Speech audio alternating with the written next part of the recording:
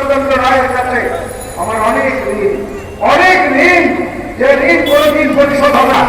প্রত্যেকটি নেতা কর্মীরা আমরা ঋণী এবং খালেদা জিয়ার কাছে, তারেক রহমানের কাছে। সে ঋণ পরিশোধের জন্য হলেও আরেকটা ভার আমাদেরকে বাধা তুলে দাঁড়াতে হবে, লড়াইটা করতে হবে নিশ্চিত বিজয়ের লক্ষ্যে। সেই বিজয়ের লক্ষ্যে রায় পৌঁছানো পর্যন্ত আমরা কেউ ভয় ফিরে যাবো না।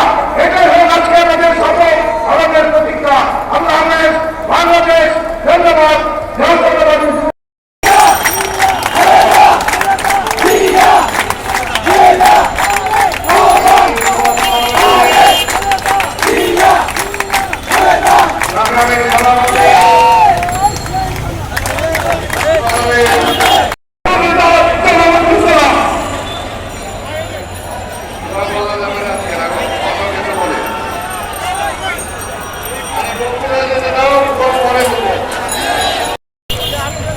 উপস্থিত রয়েছেন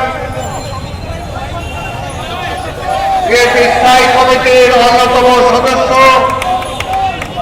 সাবেক মন্ত্রী, যুগ্ম মহাসচিব জনাব মোয়াজ্জেম হোসেন আলাল, চৌধুরী হেডি, যুবদলের ঢাকা মহানগর দক্ষিণ বিএনপি সদস্য